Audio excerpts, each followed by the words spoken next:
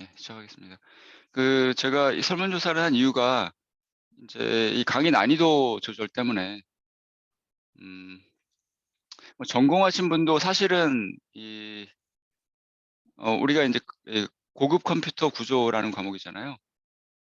그래서 우리가 인제 하는 내용이 크게는 이 하드웨어에 대한 내용을 공부하는 거거든요. 컴퓨터 하드웨어. 컴퓨터는 하드웨어와 소프트웨어로 돼 있으니까. 그죠? 이 소프트웨어를 이 하드웨어, C 프로그램, 파이썬 이거를 이 하드웨어가 실행시켜서 보여주는 거잖아요. 근데 이 하드웨어에 대한 얘기를 우리가 할 거예요. 이 컴퓨터 구조, 어드밴스 컴퓨터 구조 시간에.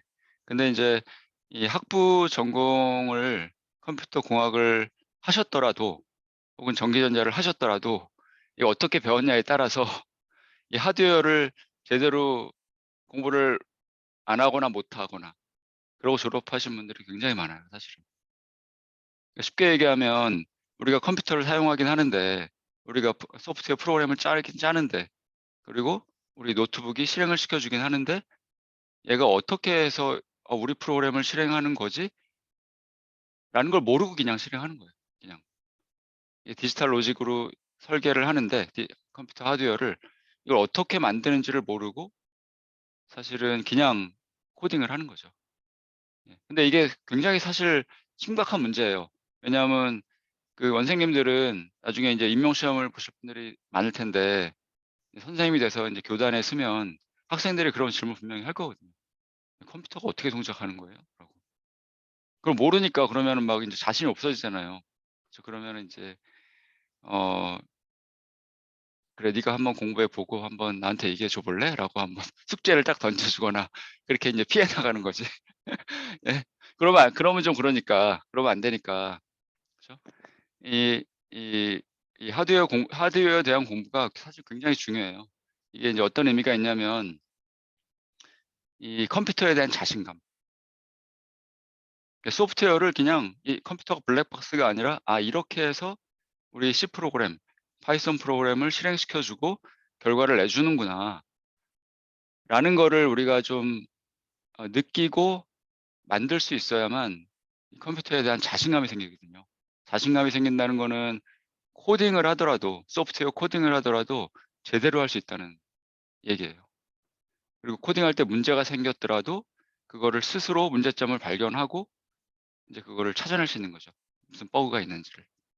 왜냐하면 문제점이 생기면 우리가 흔히 하는 게 인제 프린트f를 추가해 갖고 중간에 뭐가 문제가 있는지 그냥 그렇게 디버깅하는 경우가 굉장히 많은데 전문가들은 이제 디버그 이제 툴 같은 걸 써 갖고 메모리도 한번 읽어 보고 레지스터도 읽어 보고 해 갖고 '아 여기서 문제가 있구나.'라는 걸 찾는 거거든요. 근데 메모리 내용을 딱 덤프해 보고 또 레지스터를 보는데 이게 뭔지를 모르면 아마 레지스터라는 얘기는 아마 좀 들어보셨을 것 같은데 전공하신 분들은. 이제 이게 뭔지를 모르면은 이제 디버깅하는 데 한계가 있는 거죠. 뭔지를 모르니까. 어떻게 접근을 해야 될지를 모르는 거죠. 예.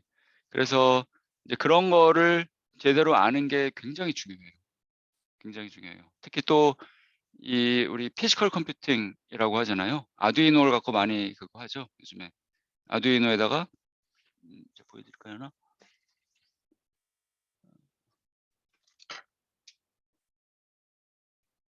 제가 어떤 야간 대학원에서는 아두이노로도 뭐 강의하는 게 있거든요. 이게 아두이노 키트 다 보셨을 것 같은데. 그죠? 이 키트. 이런 키트에다가 뭐 이런 LED도 달고 저항도 연결하고 뭐 이런 거. 사실 이런 거는 전기 전자에 대한 뭔가 좀 백그라운드가 좀 필요하죠. 컴퓨터뿐만이 아니라 그러니까 전류, 전압 그런 게 나오잖아요. 저항. 근데 그거를 사실은 제대로 모르면 그것도 학생들한테 인제 수업할 때 어 무작정 그냥 따라하라고만 하지 좀 자신 있게 뭔가 설명해 주기에는 한계가 있는 거죠. 그죠? 그래서 사실은 공부할 게 되게 많아요. 우리 이 컴퓨터 구조 시간을 통해서 컴퓨터가 어떻게 동작하는지를 좀 잘 배워야 하고 또 사실은 전기 전자에서 배우는 뭐 전기 회로 과목이 있거든요. 전기 회로. 아마 정보통신 전공하신 분들, 정보통신은 좀 아닐 것 같아요. 전기전자에서 그런 전기 회로에 대한 내용을 좀 다루거든요. 근데 우리 아두이노에서 뭐 하는 거는 아주 기본적인 진짜 기본적인 거라서 잠깐만 공부하면 좀 알 수 있는 사실 내용이긴 해요. 예. 그래서 그런 하드웨어가 좀 되게 중요하다라는 거를 음 평소에 느끼고 있으셨나 모르겠네. 제가 아무리 얘기해도 인제 좀 스스로 느끼셔야 되는데 좀 답답함 뭔가? 그러니까 컴퓨터는 크게 하드웨어와 소프트웨어인데 나는 코딩은 해. 소프트웨어는 해. 근데 얘는 모르겠어. 그럴 때의 그 답답함. 그렇지 않나요? 뭔가 이게 이 펀더멘탈이잖아요. 얘가 지금 모든 걸 다 해 주고 있는데 컴퓨터, 데스크톱, 걔가 노트북이 모든 걸 다 해 주고 있는데 나는 정작 얘를 몰라 그냥. 그때 막 답답함. 뭔가 좀 누가 속 시원하게 좀 얘기를 해 줬으면 좋겠는데 아무리 책을 봐도 읽어 봐도 모르겠고 수업은 들었는데 그냥 시험 보려고 책만 밑줄 쫙 그어 갖고 그냥 찍어 갖고 대충 학점 받고 졸업하고 그러니까 사실은 잘 모르는 거죠 사실은. 우리가 인제 C 프로그램을 하면 대학교 1 학년 때 C 프로그래밍 뭐 자바 같은 걸 배우잖아요. C 프로그램 과목을 배우면 이제 우리가 원하는 프로그램을 다 짤 수 있어야 되죠. 그게 목적이잖아요. 내가 원하는 걸 하고 싶은 거니까 프로그램으로. 그죠? 뭐 어떤 애플리케이션이든 내가 원하는 거를 만드는 게 인제 목적이니까 이 컴퓨터 구조라는 과목을 배우면 컴퓨터의 구조가 뭐냐면 컴퓨터 구조 과목에서는 이 하드웨어, 특히 인제 CPU, 컴퓨터의 브레인, 그게 어 그걸 어떻게 만드는지, 어떻게 구성이 되어 있는지를 배우는 거예요. 그래서 그걸 제대로 공부를 하면 사실은 CPU를 만들 수 있어야 돼요. 사실은. 설계를 할 수 있어야 돼요. 그래야만 제대로 배운 거예요. 이쪽 공학 쪽 과목, 컴퓨터 쪽 과목은 이론 머리로만 이해해서 끝나면 이건 아무짝에 소용이 없어요. 이론을 배웠고 그걸 할 수 있어야만 제대로 배운 거예요. 운영 체제를 배웠다. 뭐 윈도우즈를 우리가 설계할 수는 없죠. 윈도우즈를 만들 수는 없죠. 이렇게 큰 거대한 그런 OS를 만들 수는 없죠. 리눅스 같은 거대한 걸 만들 수는 없지만 아주 작은 조그마한 오퍼레이팅 시스템이라도 만들 수 있어야 돼요. 그래야지 제대로 배운 거예요. 할 수 있어야 된다는 거죠. 실제로 할 수 있어야 된다는 거예요. 그런 생각을 갖고 수업을 들으셨으면 좋겠어요. 그런 생각을 갖고. 음 학부 때 어떻게 공부를 하셨든 그 학부 백그라운드가 전기전자, 컴퓨터 공학, 정보통신 뭐 그쪽이신 분들은 좀 다시 공부하는 그런 느낌이 있을 거예요. 그런데 지금 요 과목에서는 실습을 굉장히 많이 할 거예요. 실습. 제대로 하는 게 중요하니까. 그래서 이따가 좀 보여 드리겠지만 요거를 나눠 드릴 거예요, 나중에. 요 보드. 이 보드를 나눠 드려서 이제 실습을 여기 인제 여기서 할 수 있게 디지털 로직 설계를 할 건데 혹시 뭐 지금까지 질문 있으신가요? 일단 제 클래스 페이지 한번 가 보시죠. 제가 여기다가 강의 자료를 모두 다 올려 놓을 거거든요. 채팅창 쭉 내리시면 여기 그 클래스 페이지 있죠. 요거, 요거 고급 컴퓨터 구조. 아이디 패스워드를 물어볼 텐데요. 아이디는 ECM534. 예예. 괜찮습니다. 근데 코로나하고 원격하고는 상관없는데 원격으로도 코로나가 전염이 안 될 것 같아서 예. ECM534가 아이디고 패스워드는 잠깐만요. 전체한테 보내야 되는데. ECM534.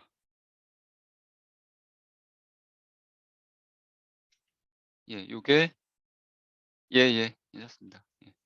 어 패스워드는 ESCA 제 연구실 요 이름 ESCA 다 소문자로. 예, 들어가 보시면 예, 이렇게 됩니다. 여기에 이제 강의 자료를 이미 다 올려 놨고요. 그다음에 이제 숙제 어나운스먼트도 여기서 할 거고, 그다음에 쭉 내려 보시면 뭐 실습에 관한 그런 내용도 있고, 더 내려 보시면 여기에 이제 뭐 지난번 지금까지의 인제 뭐 시험 문제, 솔루션까지 모든 게 다 여기 있거든요. 예, 보시면 됩니다. 그래서 오늘은 요거 코urse 인트로덕션 첫날이니까 요거에 대한 얘기를 할게요. 제가 좀 강의 자료를 좀 많이 올려 놨거든요. 여기 보면 슬라이드 두 칼럼이 있어요. 요 칼럼이 있고, 그다음에 옆에 요 칼럼이 있는데, 여기 보시면 요 디지털 로직 디자인 요 칼럼이 있고, 여기는 컴퓨터 구조.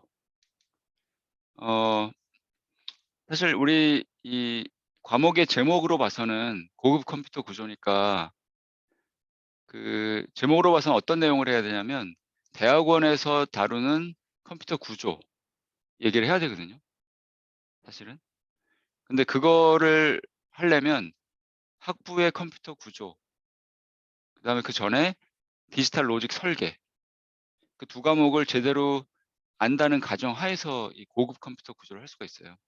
근데 이거는 좀 어려운 내용이에요, 사실은. 일반 대학원에서 강의를 하긴 하는데 좀 어려워요, 좀 내용이. 이거는 그 우리 인텔 컴퓨터, 인텔 CPU, 굉장히 복잡한 CPU인데 그런 거에 대한 내용을 하거든요. 그래서 기본을 알고, 그럼 그걸 갖고 인텔 CPU는 어떤 방식으로 설계를 하는지에 대한 내용이에요.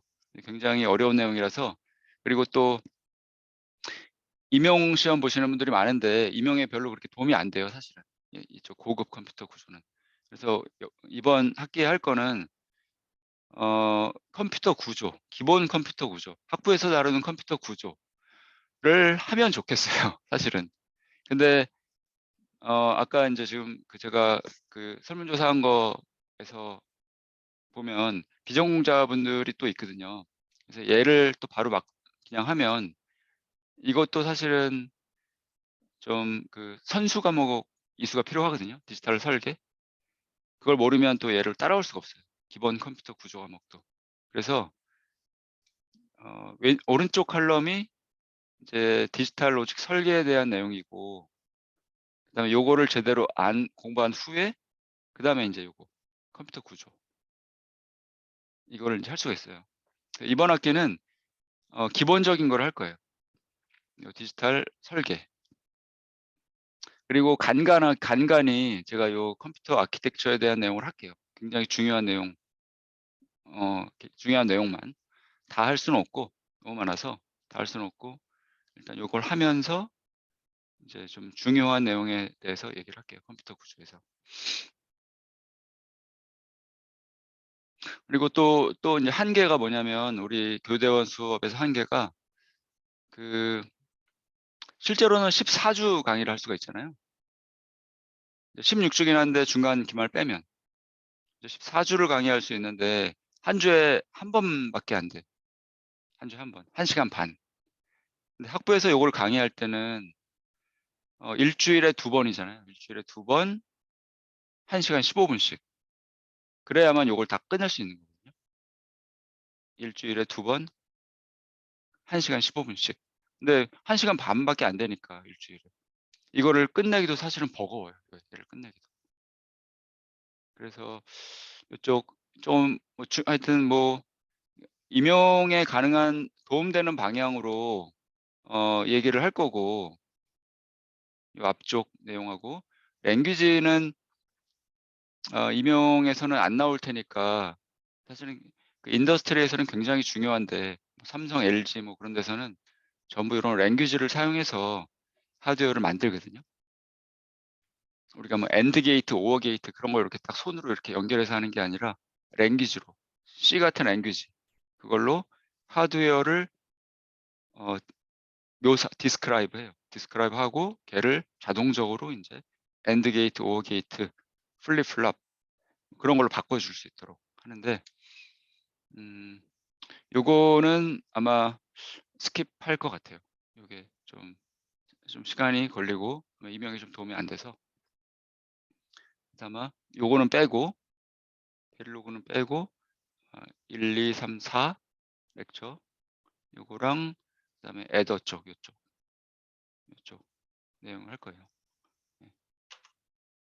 네. 그래서 오늘은 근데 요게 지금 거의 학부 우리 내용이니까 쪼끔 여기 학부 제가 가르치는 슬라이드를 그대로 갖고 왔어요, 여기서.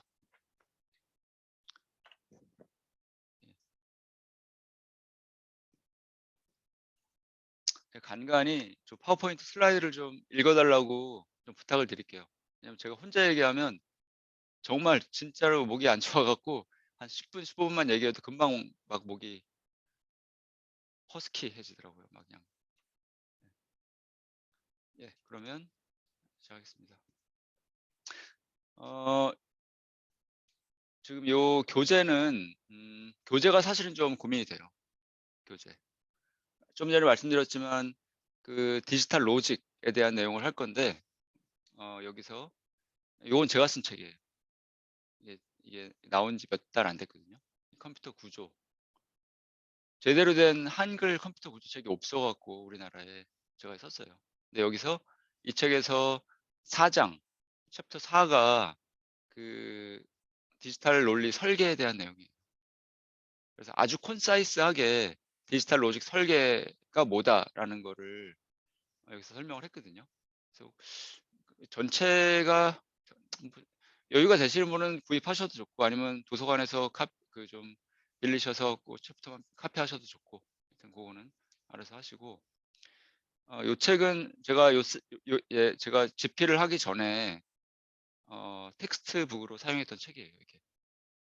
근데 이 책이 굉장히 좀 영어로 돼 있어서 좀 문제긴 한데 전반부가 디지털 디자인이고 후반부가 컴퓨터 아키텍처예요. 그래서 책 하나로 두 개를 다 이제 할 수가 있어요. 설명이 꽤 잘 돼 있는데 문제는 영어로 돼 있다는 거. 그거를 좀 감안하셔 갖고 하여튼 좀 보시면 될 것 같아요. 저는 근데 번역본은 추천드리지 않아요. 번역된 책은. 왜냐하면 번역된 책은 더 헷갈려. 진짜로. 도대체 뭔 소리를 하는지도 잘 모르겠어요. 진짜 헷갈리게 돼 있거든요. 네.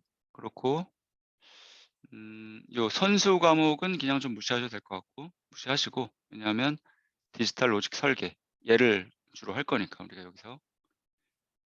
예.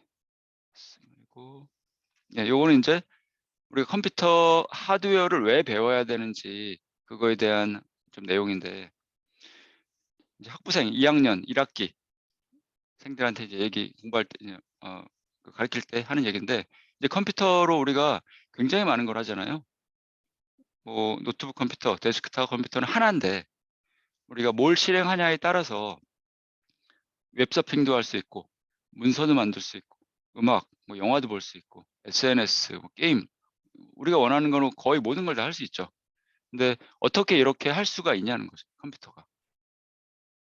뭐 지금은 뭐 이거 각각이 프로그램이니까 뭐 이 프로그램 실행시켜 주면 웹서퍼가 되고 뭐 HWP 실행시켜 주면 뭐 문서할 수 있고 프로그램을 실행시키면 다른 프로그램을 실행시키면 이런 걸 할 수가 있는 거죠. 그죠? 프로그램. 근데 그 프로그램이 또 뭐냐는 거예요.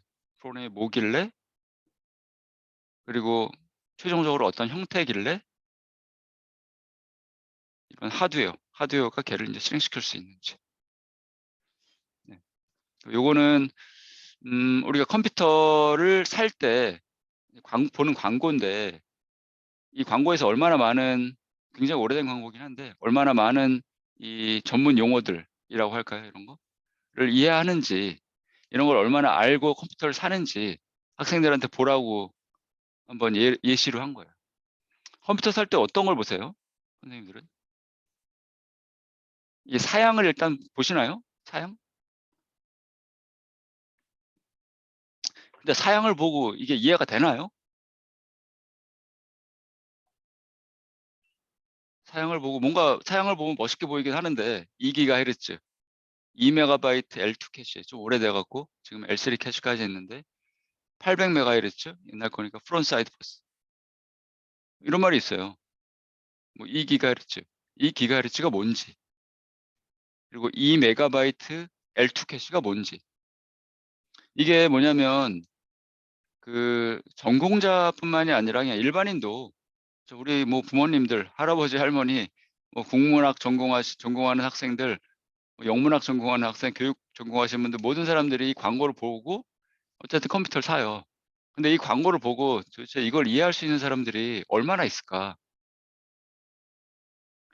전공자도 사실은 제대로 대답하는 사람 없어요. 이게 무슨 의미인지. 숫자가 크면 클수록 뭔가 좀 좋아 보이긴 하는데 성능이 뭔가 좋을 것 같은데 왜 좋은지를 모르겠어. 네, 그런 느낌이죠. 숫자가 크면 좋으면 좋겠어. 메모리가 크면 좋긴 좋겠는데 좋을 것 같은데 왜 좋은지는 잘 모르겠어. 근데 이제 무작정 숫자가 다 크면은 좀 문제가 있죠. 왜냐하면 가격이 너무나 올라가니까. 우리는 100만 원이라는 버짓이 있고 그 버짓에서 지금 우리한테 잘 맞는 PC를 사고 싶은 거잖아요, 노트북. 그죠? 모든 걸 다 올려 버리면 주파수도 뭐 5GHz, 메인 메모리도 16GB 메모리, 다 모든 걸 다 올려 버리면 뭐 200만 원, 300만 원 확 올라가 버리니까 그런 건 사기가 그렇고. 왜냐하면 우리는 그냥 문서 작업만 할 건데 여기서 인터넷 서핑만 할 건데 구글 서치만 할 건데 모트로 그렇게 파워풀한 컴퓨터를 살 건 필요 없잖아요. 그러면 도대체 어떤 사양을 보고 여기서 어떤 내용을 보고 우리가 컴퓨터를 사야 되는지 그런 게 고민이 되는데 전공한 사람들도 사실은 이걸 보고 판단하기가 되게 어렵다고 해야 되나? 판단을 못 해요. 왜냐하면 하드웨어를 모르기 때문에. 하드웨어를 잘 모르기 때문에. 예. 근데 참 아이러니하죠. 우리가 뭐 하다못해 100 원짜리는 좀 그렇고 1000 원짜리? 10,000 원짜리? 뭐를 해도 살 때도 굉장히 뭔가 비교를 해 보잖아요.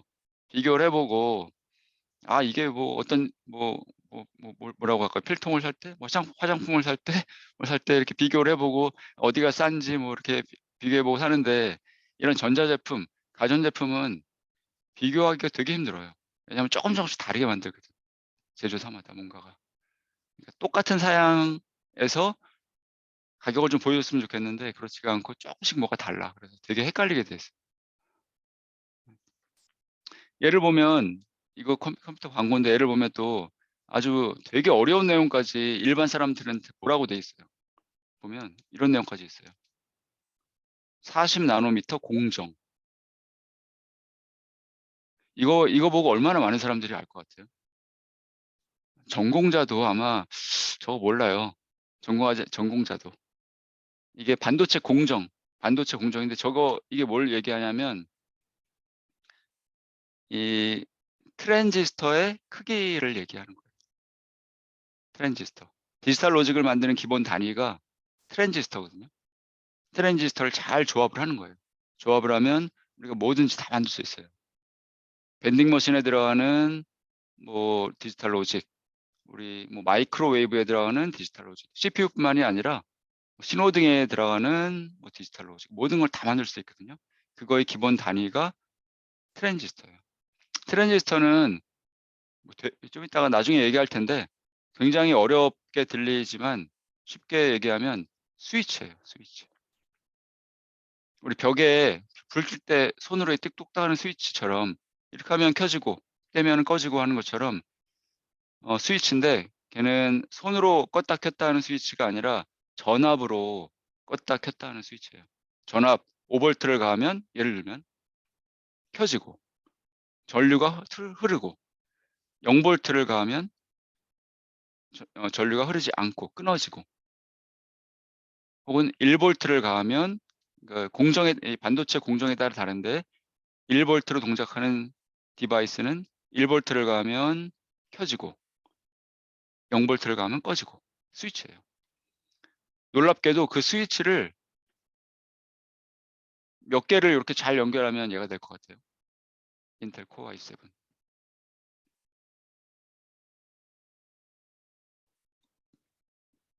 일단은 스위치를 잘 연결하면 얘가 돼요.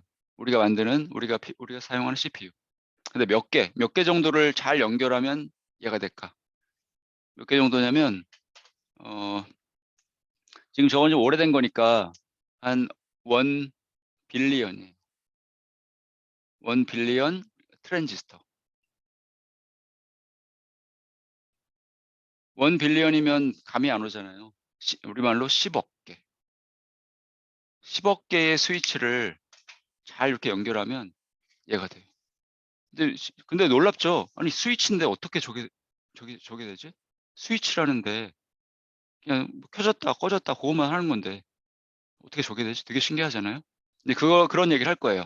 우리 트랜지스터부터 시작해서 게이트, 논리 게이트, 엔드 게이트, 오어 게이트 어떻게 만들고, 그걸로 좀 더 유용한 그런 애더, 서브트랙터, 멀티플렉서 그런 걸 어떻게 만들고, 그걸로 좀 더 의미 있는 신호등 체계 혹은 밴딩 머신에 들어가는 거, 그걸 어떻게 만드는지, 그런 얘기를 좀 할게요, 나중에. 그러니까 이런 거를, 이 광고에다 이런 걸 좀 놓은 거는 이해하라고 놓은 게 아니라 그냥 멋있어 보이라고 놓은 거예요. 아무도 이해 못 해요, 사실은. 아무도 이해 못 해. 참 나는 이상한 마켓인 것 같아. 아무도 이해 못하는 광고를 하는데 그냥 그냥 사 버려요. 다. 아무도 이해를 못 하는데 그냥 사요. 그리고 심지어는 틀렸어, 이게. 40 나노가 아니라 45 나노예요. 틀려도 상관없어. 왜냐면 아무도 모르니까. 아무도 모르거든요, 해 봤자. 너도. 예. 예, 이거 지나가고. 예. 그러면 하나씩 진행해 볼까요? 요거는 김하원 선생님 한번 읽어 주실래요?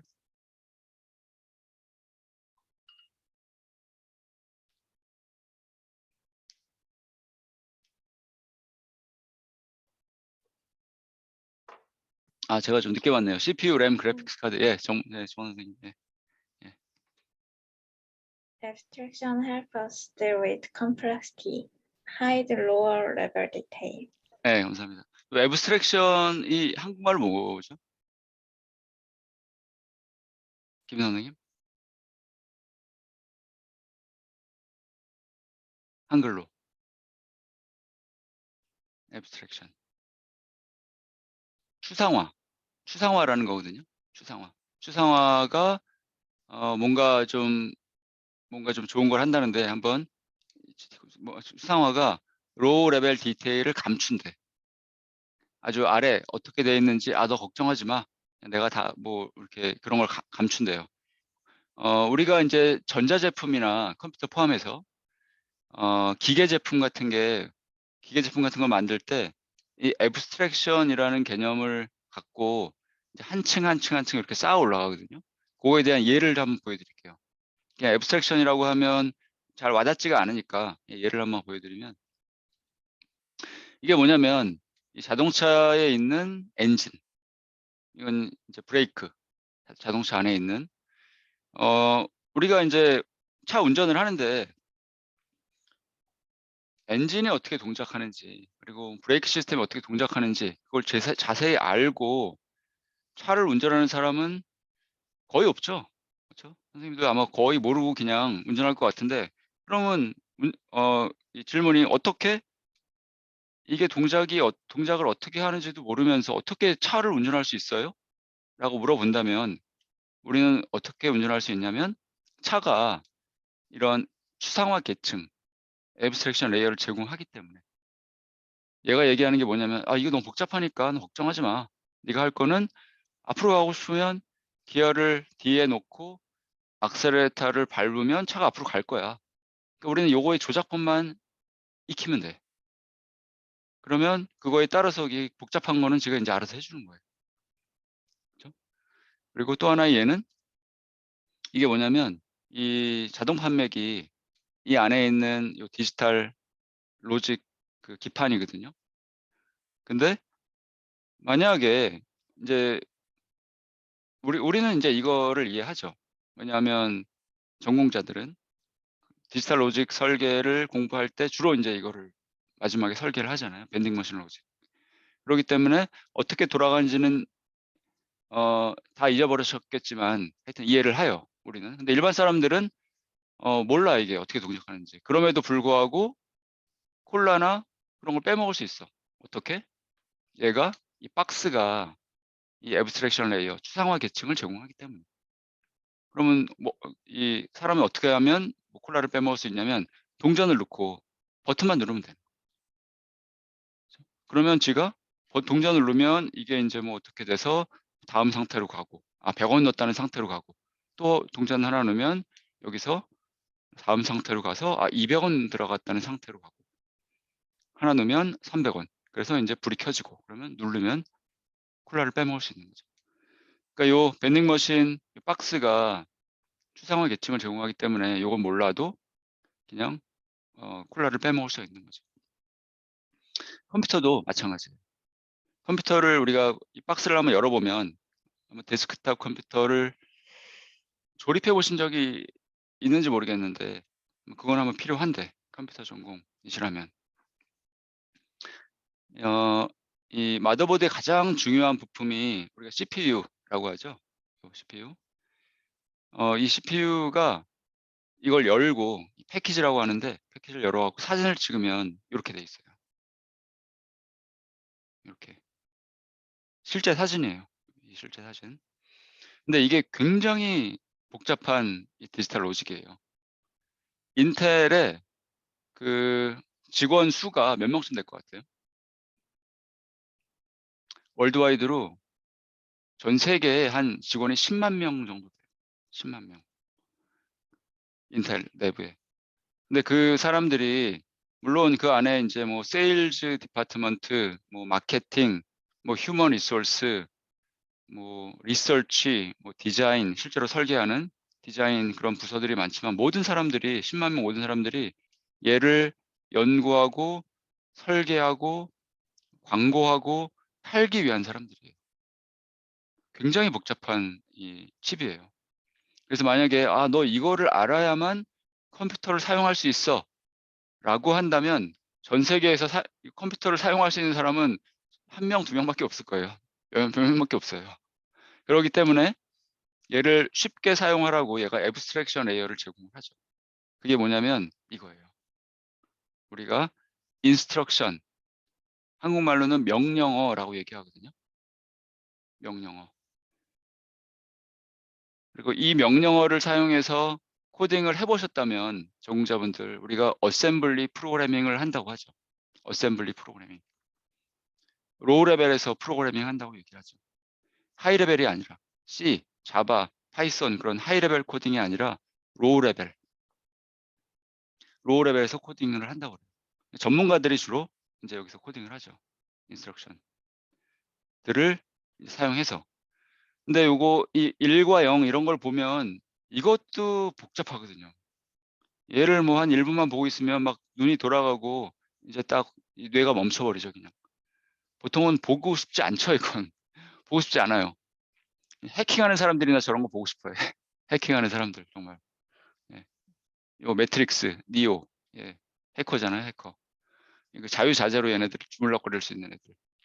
그러니까 일반 사람들은 이걸 갖고 뭔가 하기가 너무 어려우니까 그래서 컴퓨터에서는 또 하나의 애브스트랙션 레이어를 제공하거든요. 걔가 이제 운영 체제라는 거죠. 그죠? 윈도우, 뭐 리눅스. 그래서 우리가 컴퓨터를 딱 키면 시스템 이니셜라이제이션을 하고 아주 나이스한 요런 GUI 환경을 보여줘요. 그래픽 유저 인터페이스. 그래서 우리가 할 일은 그냥 저기에 있는 아이콘 클릭만 하는 거예요, 요거 이렇게. 그죠? 클릭만 하면 인터넷 서핑도 할 수 있고 클릭만 하면 인터넷 서핑도 할 수 있고 음악도 들을 수 있고 영화도 보고 문서도 만들고 뭐 원하는 걸 다 할 수 있는 거죠. 그죠? 그러니까 뭐든 쉽게 컴퓨터를 사용하라고 얘가 애브스트랙션 레이어를 제공하는 거죠. 근데 운영 체제가 얘기하는 게 뭐냐면 이거 야 이 바이너리 인스트럭션 너무 복잡해. 너 이거 알 필요 없어. 예. 디지털 로직 그거 너무 복잡해. 알 필요 없어. 그냥 너 이거 클릭만 해. 클릭만 해. 그럼 다 내가 알아서 해 줄게." 그런 거죠. "내가 다 관리해 줄게 컴퓨터." 그런 거죠. 그 위에서 우리가 이런 프로그래밍을 주로 하죠. 이 위에서. C 프로그래밍, 자바, 파이썬 그런 걸 돌리죠. 얘네들이 제공하는 API, 그죠? 애플리케이션, 쉽게 얘기하면 라이브러리, C 라이브러리, 파이썬 라이브러리, 남들이 잘 만들어 놓은 라이브러리를 사용해서 우리가 하고 싶은 거를 이제 짜는 거죠. 예.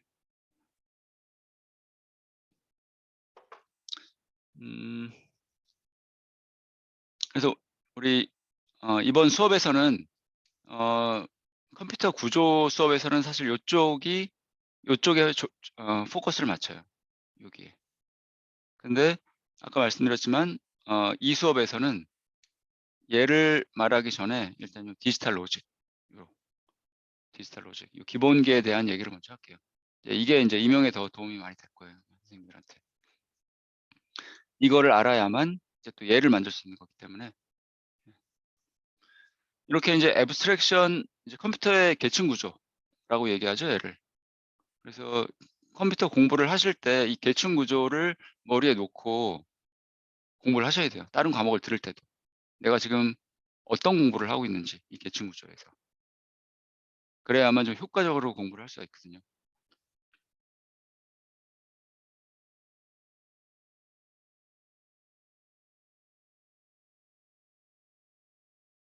예. 그러니까 우리가 이걸 다 한번 해보면, 이 컴퓨터에 대한 처음부터 끝까지를 다 해보면 이 컴퓨터에 대한 아주 그냥 확실한 자신감이 생겨요, 사실은. 여기서부터, 처음부터 여기서부터 시작해서 아주 간단한 CPU지만 한번 만들어 보고, 얘는 절대로 못 만들어요. 굉장히 많은 사람들이 아주 많은 시간을 들여서 하는 거기 때문에. 하지만 간단한 CPU, 그거는 클래스에서 할 수 있어요. 클래스에서. 근데 그 경험이 엄청나게 중요해요. 그 경험. 한번 내가 걔를 만들어 봤다는. 그래서 컴퓨터가 이렇게 동작하는 거구나 라는 감을 잡는 게 엄청나게 중요해요. 그게. 그 감. 그러면 그 감만 잡으면 내가 뭐든지 내가 알아서 할 수 있어. 더 이상 딴 사람한테 안 물어봐도 돼. 모든 그 갈증이 다 해소가 돼요. 그걸 해보면. 그래서 이제 우리 대학교 2학년 1학기에 이걸 배우고, 예, 2학년 2학기 때 아주 간단하지만 간단한 CPU를 한번 설계하게 해요. 근데 그것도 사실은 처음 하는 학생들한테는 굉장히 어렵지, 사실은. 처음 하는 학생들한테 좀 어려워요. 시간도 오래 걸리고. 하지만 그 경험, 그걸 하고 나면 이제 엄청난 이 전투력, 컴퓨터에 대한 자신감, 내가 뭐든지 다 할 수 있다는 그런 막 엄청나게 올라가는 거죠. 그 다음에 거기다가 이 OS, 간단한 OS지만 작은 거라도 하나 만들어 보면 뭐 굳이 뭐 책 보고 OS가 이렇게 되는 거다라고 공부하지 않아도 그냥 자연스럽게 이제 이해가 돼요. 저는 그래서 이 선생님들이 한번 이걸 한번 쭉 한번 경험을 해보면 굉장히 좋을 것 같아요, 사실. 쭉 한번 간단한 거지만. 예. 스마트폰도 마찬가지인데요. 우리가 이제 아이폰 같은 거를 한번 이렇게 딱 열어서 제일 중요한 부분을 보면 이런 게 있는데, 얘는 CPU라고 얘기를 하지는 않고 이런 말을 써요. AP, 애플리케이션 프로세서. 이 프로세서가 사실은 CPU를 우리가 얘기할 때 다른 용어를 써서도 또 얘기를 많이 하기도 하거든요. 뭐 같은 하드웨어인데, 같은 코어 i7인데, 그러니까 예를 들면 이거를 어떤 사람은 뭐 CPU라고도 얘기하고, 어떤 사람은 그냥 프로세서라고도 얘기하고, 어떤 사람은 또 마이크로 프로세서라고도 얘기하고, 이렇게 좀 다른 뭐 비슷한 것 같지만 다른 용어를, 같은 거를 가리킬 때 혼재해서 사용을 해요. 좀 혼재해서. 얘는 하여튼 애플리케이션 프로세서라는 용어를 써요. 그래서 요거를 딱 열어갖고, 검은 걸 열어갖고 사진을 찍어보면 이렇게 돼 있거든요. 여기에는 ARM이라는 CPU가 들어가 있어요. 그 컴퓨터 전공 선생님들은 최소한 ARM이라는 걸 알고 계셔야 돼요. ARM이라는 CPU는, 이거는 너무나 유명한 CPU고 모르고 있으면 좀 전공자 맞아? 막 그런 느낌이에요. 우리가 x86, 인텔, 혹은 AMD에서 만드는 CPU, 그다음에 ARM.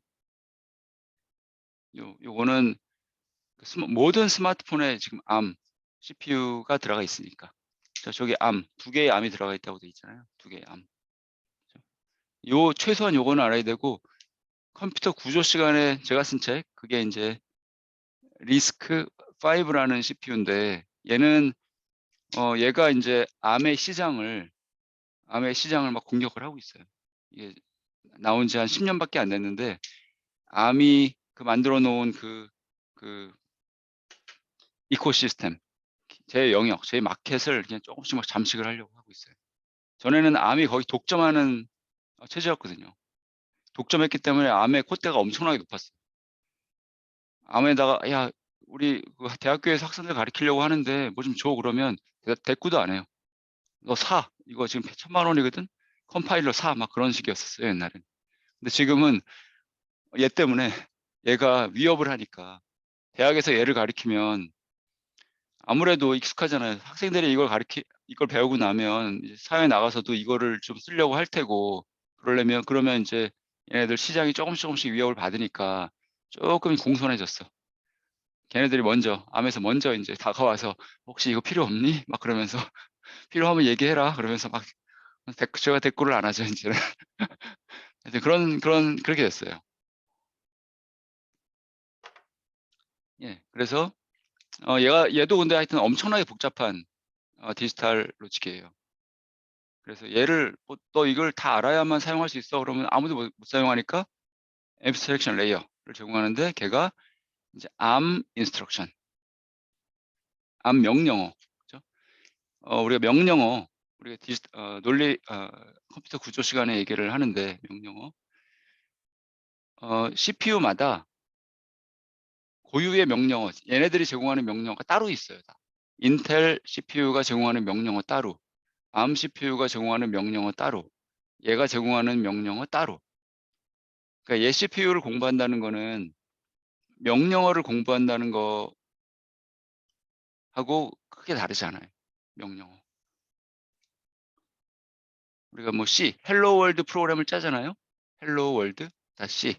그럼 컴파일을 하면, 인텔 머신에서 컴파일을 하면 인텔 CPU가 실행할 수 있는 명령어가 나오는 거고, 만약에 스마트폰에서 똑같은 프로그램을 컴파일 한다면 할 수 있어요, 사실은.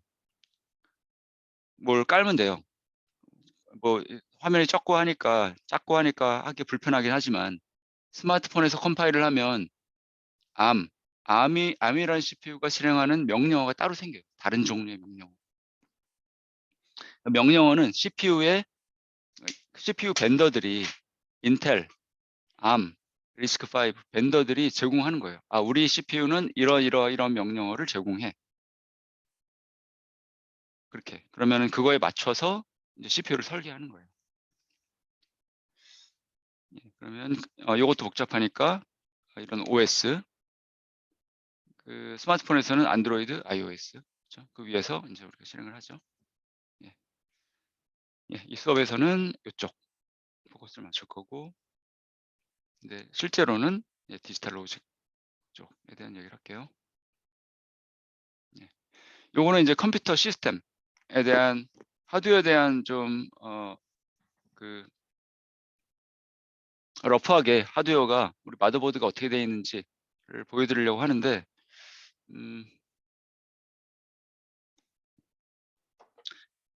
이제 뭐 졸업하신 다음에 뭐 임용 보고 정보 교사를 하실 거잖아요, 대부분. 그렇죠? 그러면 이 컴퓨터 조립은 한번 해보셔야 돼요. 컴퓨터 조립. 이걸 조립을 안 하고 한다는 건 조금 넌센스예요. 넌센스. 이걸 해보면 좀 달라요. 느낌이 좀 달라져요. 네. 이게 이제 좀 오래된 마더보드인데, 이거를 좀 블락 다이어그램을 보면 좀 오래된 거기 때문에 이렇게 구성이 되어 있는데, 컴퓨터는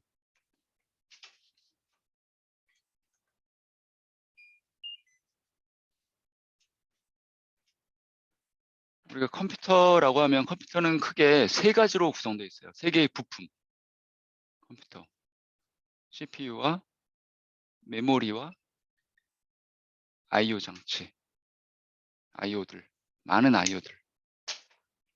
그게 이제 컴퓨터예요. 하드웨어 관점에서 봤을 때는 CPU와 메모리와 I/O 장치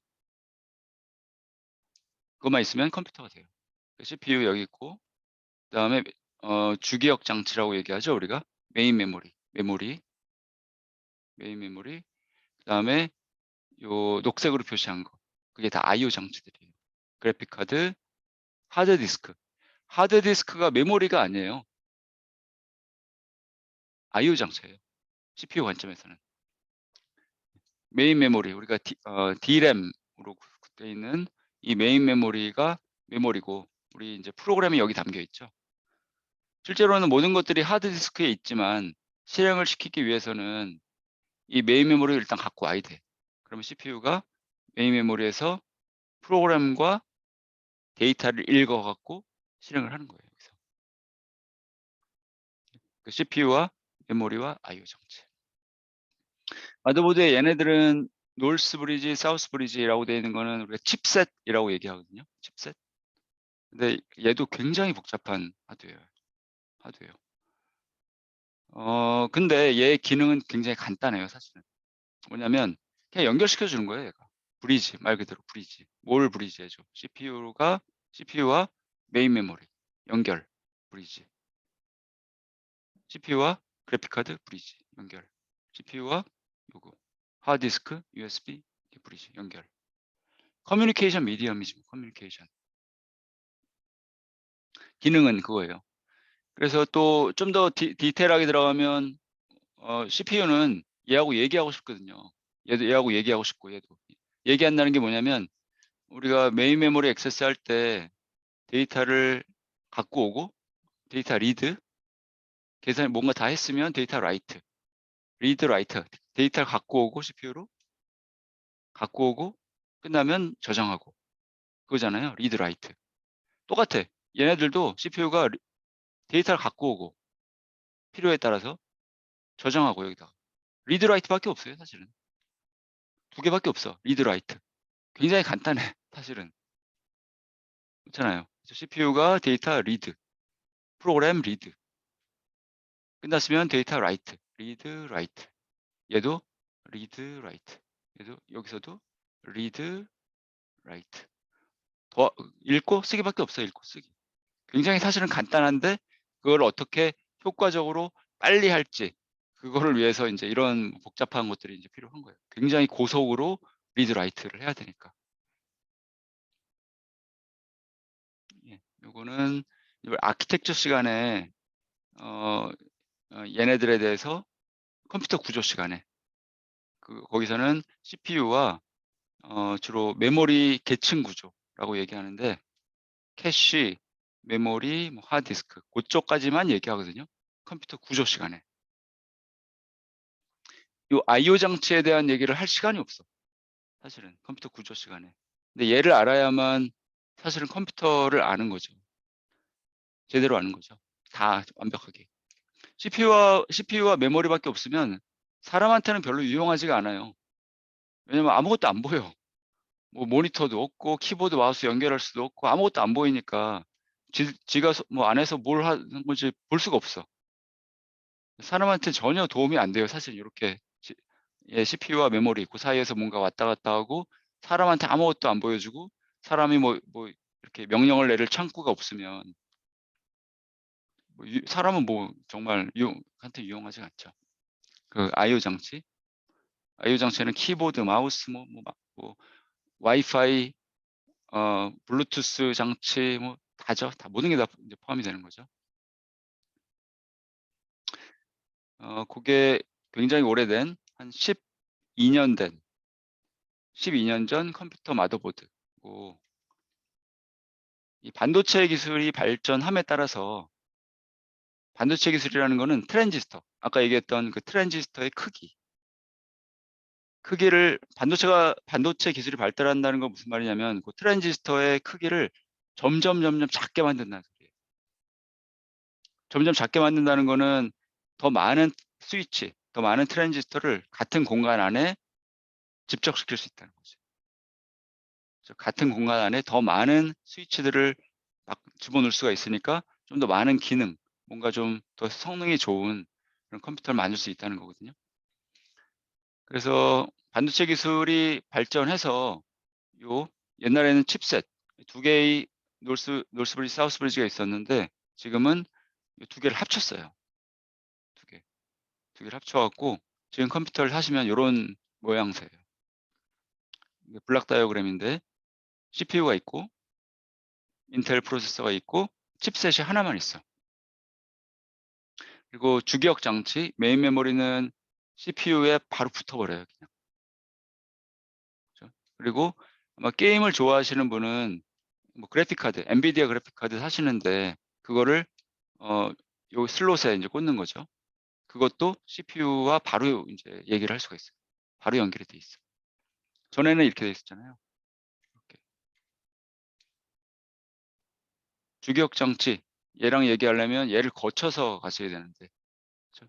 그리고 그래픽 카드 얘기하려면 얘를 거쳐서 가야 되는데 지금 얘 두 개가 하나로 되어 있으니까 바로 이제 연결을 할 수가 있고 바로 얘기를 할 수가 있고 바로 얘기한다는 건 빨리 데이터를 리드하고 라이트하고 할 수 있다. 예. 그래서 목적은 디지털 로직 수업과 그 후에 컴퓨터 아키텍처 수업의 목적은 이거예요.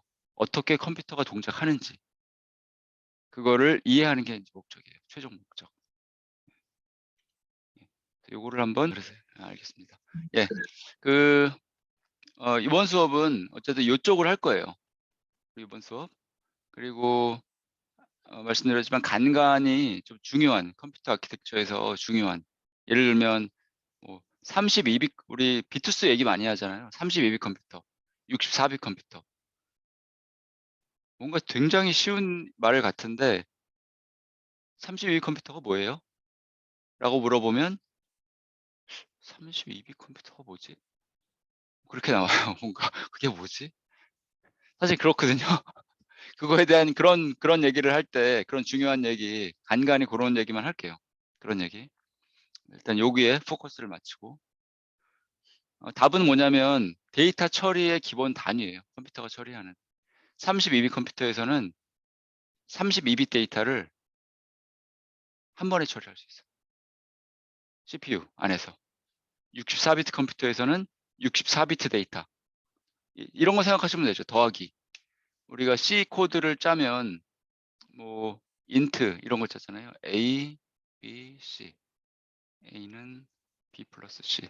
더하기 하는 거라고 할 때 여기 인티저로 선언을 하면 A, B, C가 32비트로 표현이 되거든요. 컴퓨터에서 컴파일을 하면 이걸 이렇게 하라는 소리는 32비트 더하기 32비트 더하기를 하라는 거예요. 그러면 이 더하기는 32비트 컴퓨터에서는 이거를 더하기를 한 번에 할 수 있는 거지. 그렇죠? 근데 만약에 롱 이런 데이터 타입 EDF 롱이라는 데이터 타입 인티저가 아니라 롱이라는 데이터 타입을 사용해서 이는 D 플러스 F라는 코드를 짰다면 요 EDF에는 64비트로 표현이 되거든요. 컴파일을 하면. 그럼 뭐야 이게 64비트 더하기 64비트를 하라는 소리네요. 두 개의 64비트 데이터를. 그러면 64비트 컴퓨터에서는 이 더하기를 한 번에 할 수 있는 거예요. 그럼 32비트 컴퓨터에서는 그럼 얘를 실행할 수 있을까요?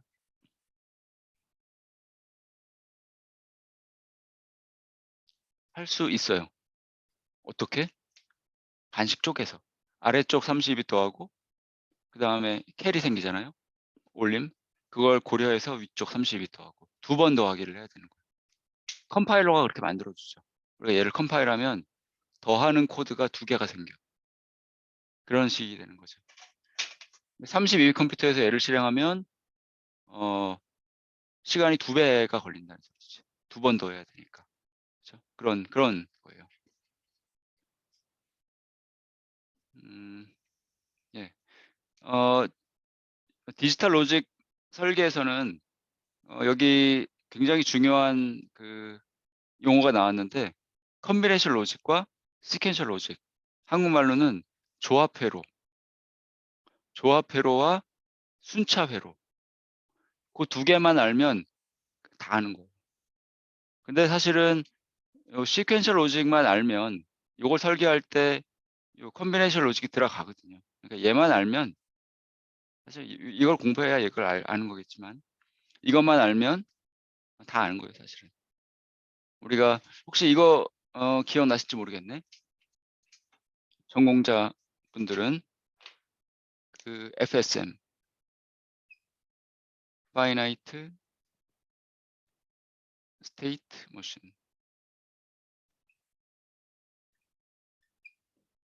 FSM만 설계할 줄 알면 끝이에요, 다. 이게 다 디지털 로직의 모든 것이라고 생각하시면 돼요, FSM.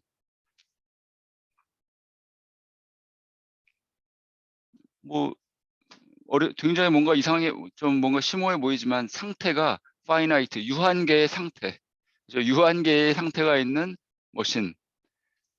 상태가 뭐 우리 밴딩머신 아까 얘기했던 밴딩머신 예를 들면 300원짜리다. 그러면 상태가 100원, 0원, 100원, 200원, 300원, 0원.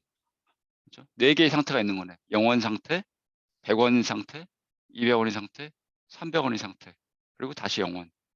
4개의 상태가 있는 거예요. 4개의 상태.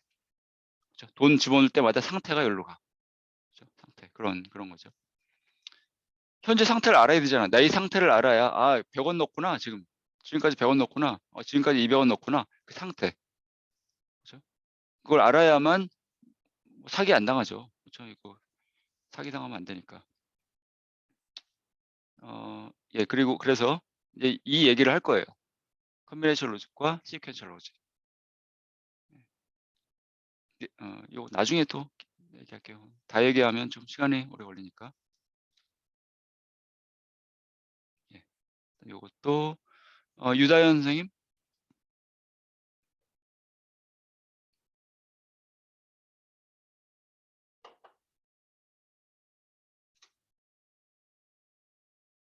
유다현 선생님. 예, 예, 예, 예.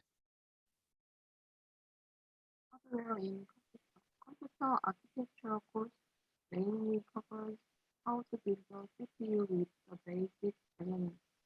예, 감사합니다. 뭐 똑같은 얘기인데 디지털 로직 그 수업 시간에는 이런 얘기를 하고 그다음에 컴퓨터 구조 시간에는 이제 이런 CPU 이거에 기반해서 어떻게 CPU를 설계하지? 이제 그런 내용을 하는데 얘 두 개의 차이점은 사실은 하드웨어 관점에서는 똑같아요.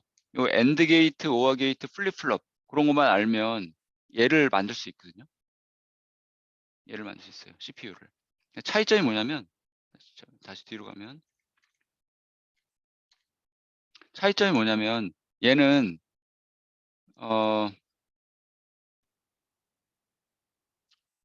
프로그래머빌리티 제가 여기다 그렇게 써놨는데 그냥 설계한 대로만 뭐 그렇게 얘기하면 뭐 얘도 마찬가지긴 한데 설계한 대로만 작동을 하는 거예요. 얘는 그냥 상태가 4개 있고 아까 밴딩머신 그냥 그것만 왔다 갔다 하는 거예요. 그냥.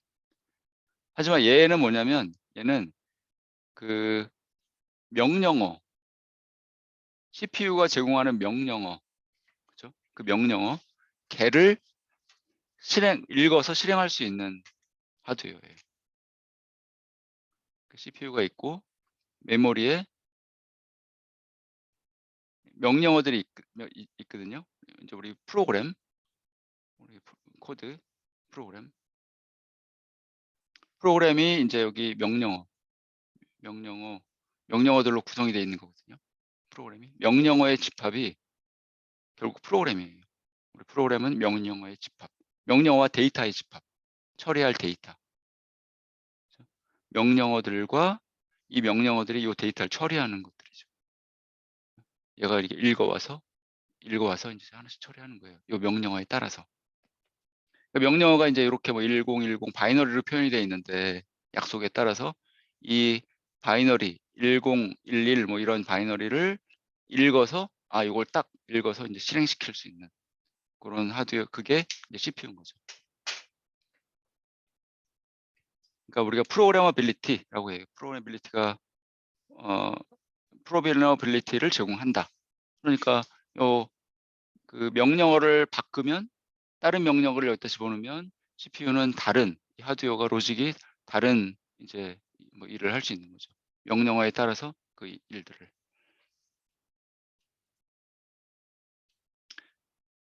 예, 그래서 이것도 뭐 같은 내용인데 디지털 로직을 배우면 이런 뭐 밴딩 머신 로직, 그다음에 뭐 그 전자 시계 이런 것들을 모든 걸 다 설계할 수가 있는데 이거를 기반으로 얘를 설계하는 그런 그 프린시플이라고 얘기하는데 이 조합회로와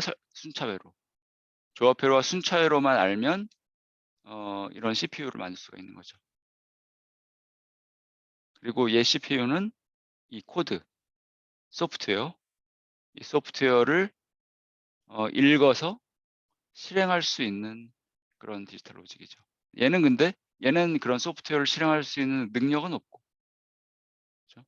얘는 그런 소프트웨어를 읽어서 실행할 수 있는 능력이 있는 그런 하드웨어인 거죠. 그래서 제가 이렇게 표현하는데 컴퓨터 아키텍처 수업은 뭐냐면 요 하드웨어가 소프트웨어를 만나는 곳, 하드웨어가 소프트웨어를 만나는 곳, 둘이 만나는 곳. 왜냐하면 소프트웨어를 읽어서 실행할 수 있는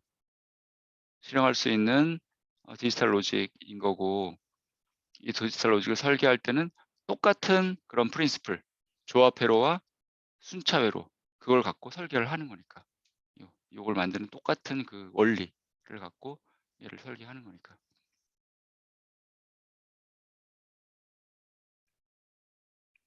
요거는 그래서 뭐 우리 컴퓨터 아키텍처 시간에는 아까 말씀드렸지만 이런 인텔 CPU에 대한 얘기는 학부에서는 못해요. 기본기가 없기 때문에 대학원에서 이제 얘기하는 거고, 학부에서는 아주 간단한 CPU를 예로 이런 리스크5 같은 굉장히 간단해요. 한 학기만 배워도 CPU를 만들 수 있을 만큼 굉장히 간단한 CPU예요. 이런 걸 배우면 좋은 게 뭐냐면 그 만들어 봤다는 그 자체가 그 컴퓨터에 대한 자신감. 왜냐하면 원리는 똑같기 때문에. CPU 얘도 원리는 똑같아요. 동작 원리는 똑같아. 그러니까 얘만 제대로 하면 이제 이거에 대한 이해는 스스로 공부해도 뭐 될 만큼 스스로. 네. 요거는 컴퓨터 구조 시간에 학습 목표에 대한 내용이라서 지나가고요. 네, 요거는 이제 요 코스에 맞는 내용입니다.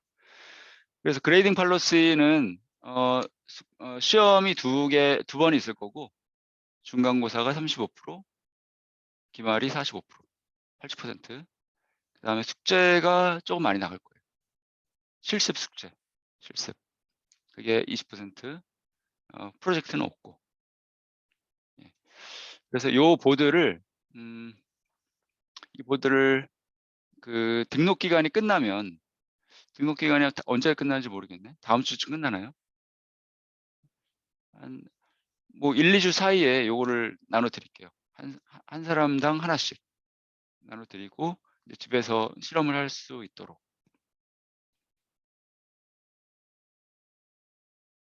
그리고 예, 그렇게 돼서 됐고,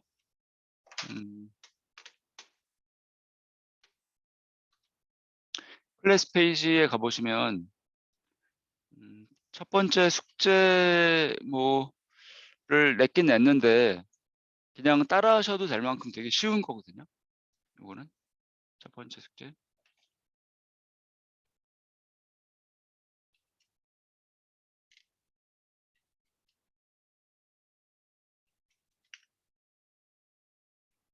예.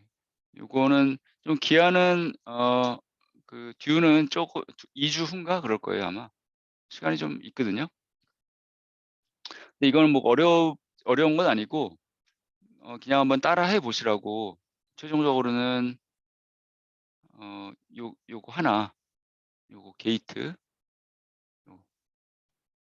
요런 논리 게이트 있잖아요. 익스클루시브 오어 게이트 하나만 넣고 뭐 연결해서 뭐 불이 켜지나, 보드에서 아까 이 보드에서 이 보드에 요 두 개, 요 보드 요 두 개의 인풋이 있는데 버튼이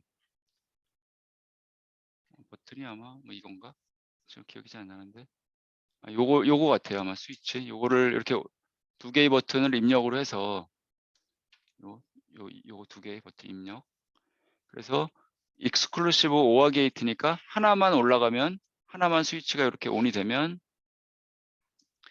뭐 불이 이제 켜지고, LED 여기에 있는 LED, 아씨 이렇게 헷갈리네. 여기에는 LED 두 개의 스위치, 아마 맞을 거예요. 요게 아니면 요건데 두 개의 스위치가 요거고, 그거를 올리면, 둘 중에 하나만 올리면 그러면 불이 이제 켜지게, 요 LED 뭐 그런 거거든요. 그래서 굉장히 뭐 쉬운 거라서 그냥 따라해 보시면 되는데, 따라해 보시라고. 그러니까 이제 실험 환경 셋업이지. 실험 환경을 미리 셋업 하시라고 이거를 하는 거예요. 뭐 대단한 게 아니라 요거를 하는데 뭐가 필요하냐면, 쭉 내려보시면 요 퀄터스 요 툴을 설치하셔야 돼요. 요 퀄터스 요거를 한번 설치하시고 할 수 있을 때까지 한번 따라 해보세요. 무슨 말이냐면, 맨 뒤로 가면 이 보드가 없으시니까, 그렇죠? 이 보드가 없으니까 여기서 실험할 수 없고 요 설계까지만,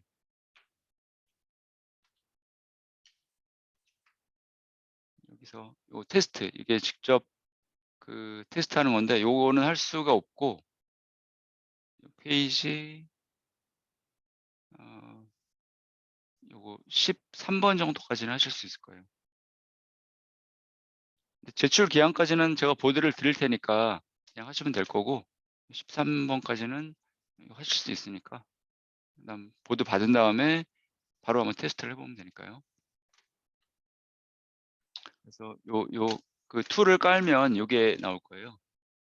요 퀄터스 요거.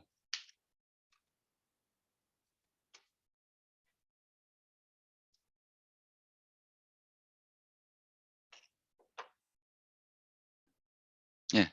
이게 이제 우리가 사용할 환경이거든요. 여기서 이제 하드웨어를 설계하고, 설계한 하드웨어를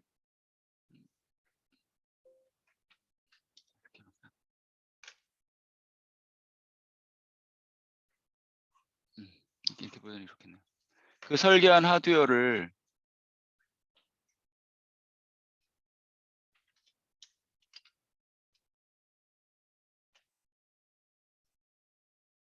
별로 좋지 않네. 좀 초점이 안 맞는 것 같은데, 그 설계한 하드웨어를 여기다가 다운로드 할 수 있어요.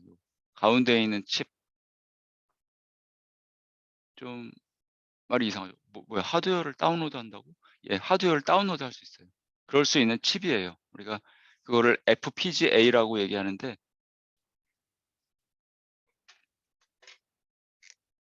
FPGA 이 용어도 좀 알고 있으시면 좋아요. 이거는 뭐 인더스트리에서 굉장히 많이 사용하는 용어이기 때문에, 필드 프로그래머블 PLD 프로그래머블 게이트 어레이라고 해갖고 FPGA, 컴퓨터로 하드웨어를 설계하고,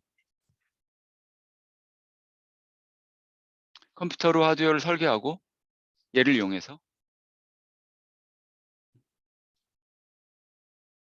저기 멈췄나요? 네. 컴퓨터를 얘로 설계하고, 그 설계하는 하드웨어, 아까 그 익스클루시브 오어 게이트 그거를 아까 거기다 다운로드를 할 수가 있어요. 그래서 직접 테스트를 해볼 수 있는 거예요. 하드웨어 내가 설계한 대로 동작 하나 그걸 직접 테스트해 볼 수 있는 그런 보드예요. 예, 그래서 첫 번째 숙제를 좀 하실 수 있는 데까지 따라해 보시면 나중에 시간을 좀 세이브 할 수 있을 것 같아요. 예, 요거 3월 16일 앞으로 2주 후, 그죠? 16일이면 2주 후. 예, 2주 후니까 충분할 것 같은데, 충분할 것 같아요. 예, 혹시 뭐 질문 있으신가요? 마이크로폰을 키시고 질문을 하시면 좋을 것 같은데.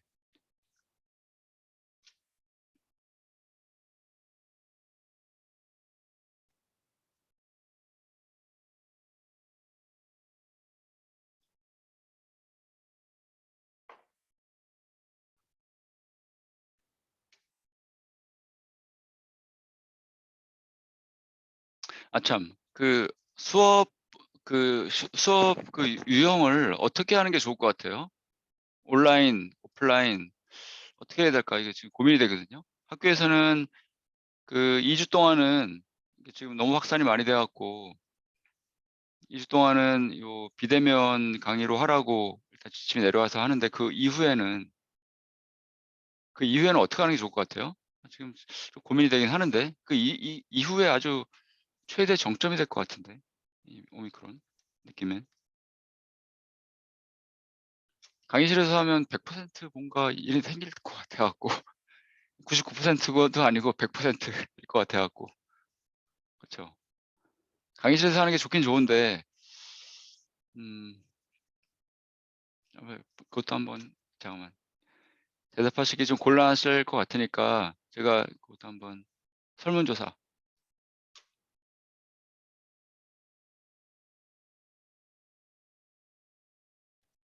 음? 콜 에디트 네, 쉐어 스탑 쉐어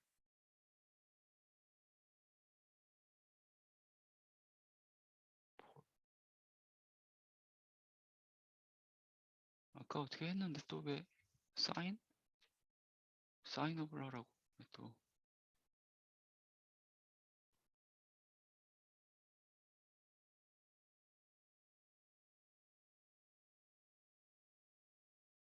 뭐 좀 이상해졌네요. 콜 에디트 응? 뭐야 리론치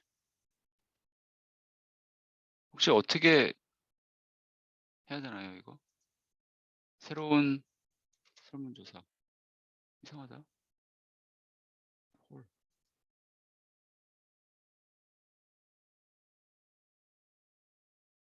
스탑 쉐어링 리론치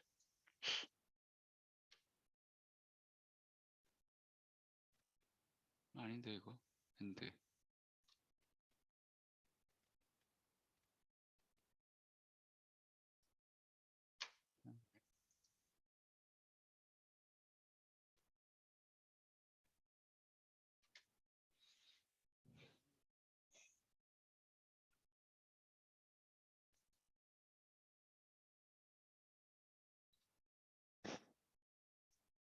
이상하네요 왜?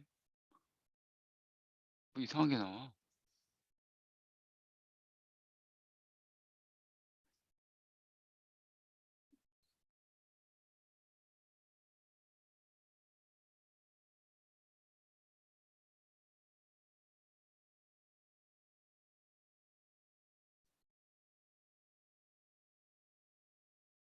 리런치 이거 yes 그냥 저걸로 좀 대답해 주시죠. yes는 온라인. yes는 온라인. no는 오프라인. 강의실. 요거는 강의실에서. 그걸로 한번 대답을 해 주시죠. 아니, 갈리면 안 되는데. 예스는 온라인. 강의실에서 참 이것도 100%가 나오면 좋은데 갈리면 이게 참 애매하거든요. 5분 정도가 강의실을 원하시네요. 5분. 12분 정도가 온라인을 원하시고. 아, 이거 힘들어. 그러면 만장일치가 돼야지 이게 뭐가 이게 깔끔한데 되게 어렵거든요. 사실은 이렇게 되면. 아, 알겠습니다. 일단 뭐 다음 주까지 강의해 보고 학교 지침이 어떻게 될지 모르니까 아마 뭐 3월 내는 3월 달까지는 정점에 이르지 않을까 싶어요. 오미크론. 네. 상황 보고 그때 다시 한번 말씀하죠, 뭐.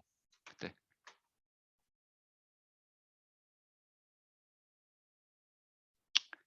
예. 네. 그러면 오늘은 좀 뭐 빨리 끝내기로 하고 질문이 없으시면 정말 없어요? 너무 조용하신데? 교수님, 네네. 죄송한데 그 클래스 페이지 사이트의 비밀번호 좀 다시 말씀해 주실 수 있으실까요? 예, ESCA. 제가 잠깐만요. 감사합니다. 여기 ESCA. 예, ESCA. 소문자로. 아이디는 ECM 514. ECM 534. 534. 534. 아이디. 예. 네. ECM 534 요거 그죠? 534. 패스워드는 ESCA.